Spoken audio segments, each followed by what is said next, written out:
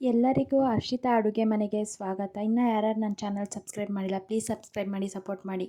ನಾನಿವತ್ತು ಅಕ್ಕಿ ರವೆ ಉಪ್ಪಿಟ್ಟು ಮಾಡ್ತಾಯಿದ್ದೀನಿ. ನಾನಿಲ್ಲಿ ಅದಕ್ಕೆ 1 ಗ್ಲಾಸು ಅಕ್ಕಿ ರವೆ ತಗೊಂಡಿದ್ದೀನಿ. ಸ್ವಲ್ಪ ಎಣ್ಣೆ, ಜೀರಿಗೆ, ಸಾಸಿವೆ, ಕಡಲೆಬೇಳೆ, ರುಚಿಗೆ ತಕ್ಕಷ್ಟು ಉಪ್ಪು, ಕಾಯಿ ತುರಿ, ಒಂದು ಈರುಳ್ಳಿ, ಕರಿಬೇವು, ಹಸಿಮೆಣಸಿಕಾಯಿ ಮತ್ತು ಒಂದು ಒಣಮೆಣಸಿಕಾಯಿನ ತಗೊಂಡಿದ್ದೀನಿ.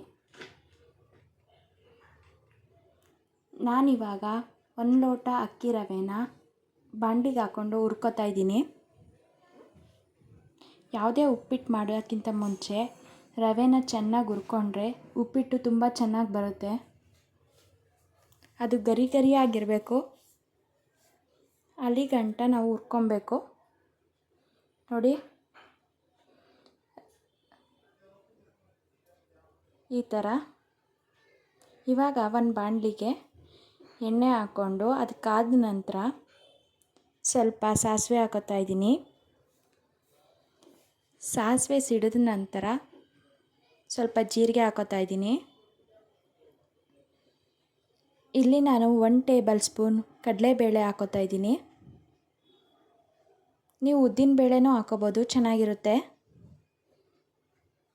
ಕಡಲೆಬೇಳೆ ಚೆನ್ನಾಗಿ ಫ್ರೈ ಆದಮೇಲೆ ಕಟ್ ಮಾಡಿ ಇಟ್ಕೊಂಡಿರೋಂಥ 1 ಈರುಳ್ಳಿನ ಹಾಕೋತಾ ಇದ್ದೀನಿ.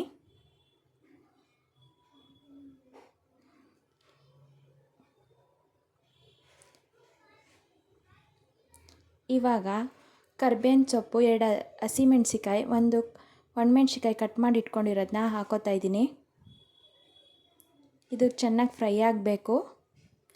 ಈರುಳ್ಳಿ ಗೋಲ್ಡನ್ ಬ್ರೌನ್ ಬರೋವರೆಗೂ ಚೆನ್ನಾಗಿ ಮೀಡಿಯಮ್ ಫ್ಲೇಮಲ್ಲಿ ಫ್ರೈ ಮಾಡಬೇಕು, ಜಾಸ್ತಿ ಸೀದಿಸಬಾರ್ದು. ಈರುಳ್ಳಿ ಉಪ್ಪಿಡಿಲಿ ಅಂತ ಸ್ವಲ್ಪ ನಾನು ಇಲ್ಲಿ ಉಪ್ಪು ಹಾಕ್ಕೊಂಡೆ.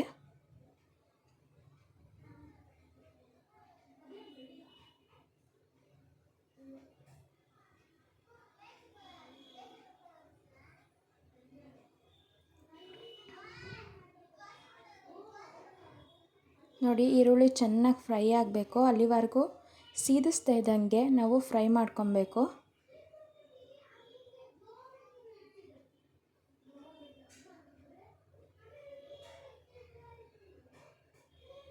ಈರುಳ್ಳಿ ಚೆನ್ನಾಗಿ ಫ್ರೈ ಆದಮೇಲೆ ನಾನಿಲ್ಲಿ 1 ಗ್ಲಾಸ್ ರವೆಗೆ 3 ಗ್ಲಾಸ್ ನೀರನ್ನ ಹಾಕೋತಾ ಇದ್ದೀನಿ.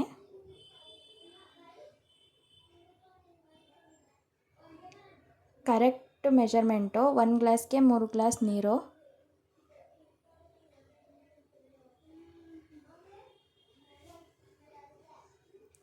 ನಾನಿವಾಗ ರುಚಿಗೆ ತಕ್ಕಷ್ಟು ಉಪ್ಪು ಹಾಕ್ತಾ ಇದ್ದೀನಿ. ನೀರು ಕುದಿಯೋಕ್ಕೆ ಸ್ಟಾರ್ಟ್ ಮಾಡಾದ್ಮೇಲೆ ನಾನು ರವೆನ ಹಾಕ್ಕೊಂಡು ಮಿಕ್ಸ್ ಮಾಡ್ಕೊತಾ ಇದ್ದೀನಿ.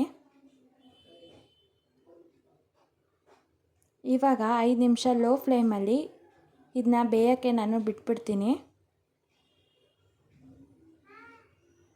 ನೋಡಿ, ಬೆಂದಾದ್ಮೇಲೆ ಈ ಥರ ಆಗಿದೆ. ಸ್ಟವ್ ಆಫ್ ಮಾಡಿಬಿಟ್ಟು ನಾನು ನಿಂಬೆಹಣ್ಣು ಹಿಂಡ್ಕೊತಾ ಇದ್ದೀನಿ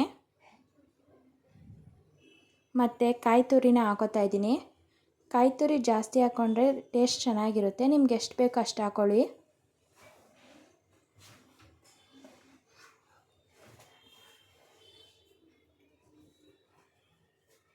ಕಾಯಿ ತುರಿ ಹಾಕ್ಕೊಂಡಾದ್ಮೇಲೆ ನಿಂಬೆಹಣ್ಣು ರಸ ಮತ್ತು ಕಾಯಿ ತುರಿ ಎಲ್ಲ ಮಿಕ್ಸ್ ಆಗೋ ಥರ ಮಿಕ್ಸ್ ಮಾಡ್ಕೊಳ್ಳಿ.